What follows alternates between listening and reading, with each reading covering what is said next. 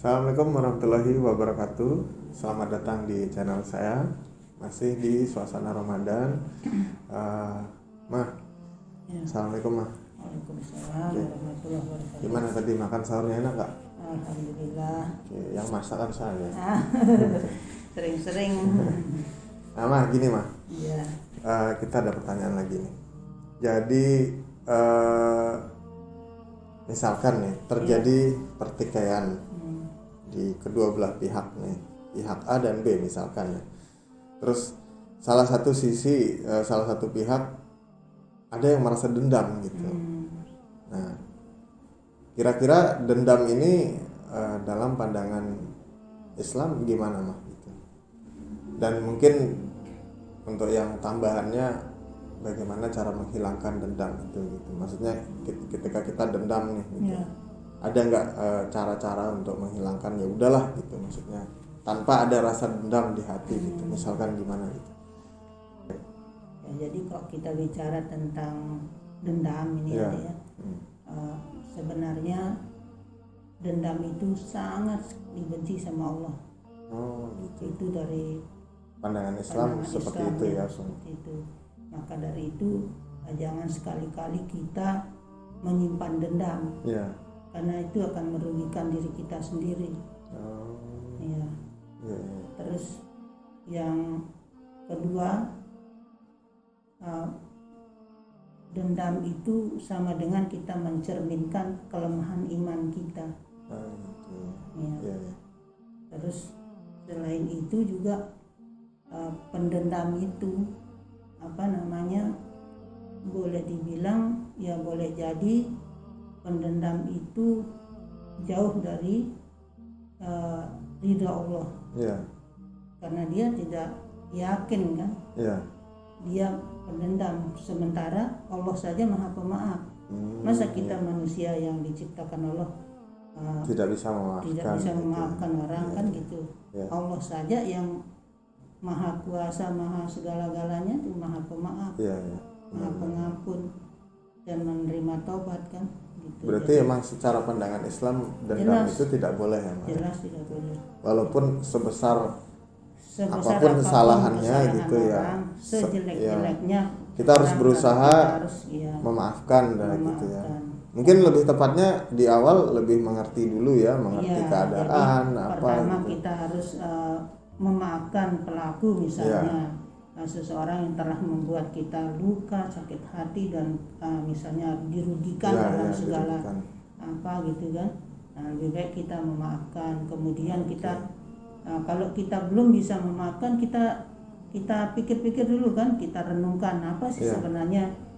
Kalau saya diamkan begini, kalau dendam apa juga keuntungan buat saya, betul, kan betul. gitu. Jadi kita pahami dulu apa sih sebenarnya yang dia inginkan. Kok sampai dia benci sama saya enggak jadinya ikut kita gitu kan. Jadi supaya tidak berlarut-larut terus perasaan yang membuat kita semakin dendam itu, ya kita harus pahami apa maksud dan tujuan itu. Mungkin kita ambil hikmahnya kan gitu, kita ambil hikmahnya dari kejadian itu lah.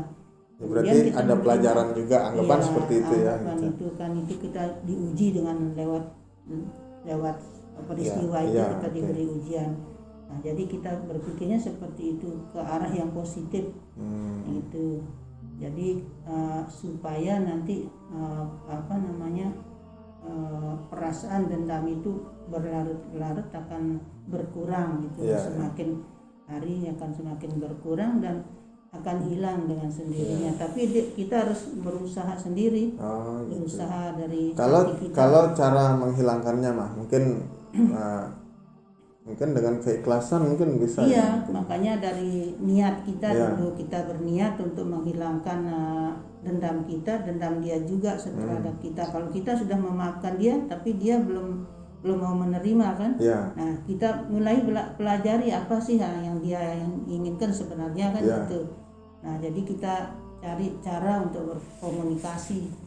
Gitu kan. Salah satunya ya kita niatnya dengan ikhlas, kita mau memaafkan dia, perbuatannya terhadap kita, walaupun kita yang dilukai, yang kita yang dirugikan, tetapi kenapa kok dia yang masih dendam sama kita kan gitu. Nah itu kita cari tahu dulu akarnya dulu, apa sebenarnya yang dia inginkan gitu kan. Nah kemudian kita memberi maaf dengan ikhlas.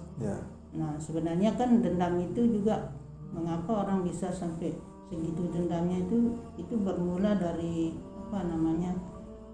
amarah yang berlebih-lebihan, jadi yang meluap-luap, meletup-letup. Salah sangka juga bisa. Salah sangka juga bisa membuat orang menjadi seperti itu. Iya, benar-benar. Iya. Ya berarti karena salah satu contoh mungkin bibit-bibit dendam itu ya diawali dari salah sangka dan terus ada perselisihan sedikit perselisihan pendapat bisa jadi kan dari situ gitu. Terus ada yang nggak mau mengalah mungkin bisa jadi ya gitu. Yang keras kepala, egonya tinggi. Nah oleh karena itu kita belajar dari apa yang kita lihat, apa yang kita dengar itu, jangan sampai kita seperti itu ya. Kita belajar mulai bersabar, terus banyak-banyak istighfar lah. Lebih baik kita menghindar dari hal-hal yang demikian tuh supaya kita selamat dunia akhirat kan gitu. Apalagi kita punya keluarga, nanti digituin sama orang ya nggak enak juga gitu. Enak juga kan gitu. Benar. Jadi kalau ada orang yang misalnya minta pendapat sama kita, saya kok gini, ya kasih saran itu yang terbaik lah. Nah kalau misalkan saran saya ini kurang tepat, ayo dah kita cari orang yang lebih tahu tentang ini supaya yang kita lebih memahami yang lebih mengerti gitu ya. Kita bilang sama teman atau siapa gitu kan, yang kebetulan ingin membagi rasanya dia itu kan, karena kita dekat misalnya dia ingin mencurahkan pendapatnya, kok saya begini kok sulit saya menghilangkan rasa dendam, gimana sih gitu. Mungkin bisa salah satu cara menghilangkannya dari itu ya, minta pendapat kepada orang yang lebih mengerti karena dia gitu sulit ya. Sulit memaafkan, maka dia harus mencari solusinya solusi lah gitu, kepada pihak itu. ketiga lah gitu kan, yang lebih tahu. Nah dengan cara kita juga harus banyak istighfar dan bertobat, karena tidak menutup kemungkinan mungkin saya yang salah kesalahan gitu kan ya, gitu. Jadi kita renungkan diri kita dulu, apa sih mungkin saya yang betul salah ini, makanya saya kok sampai begini gitu ya. Jadi kita harus membersihkan hati kita dulu supaya hilang rasa dendam itu dengan sendirinya.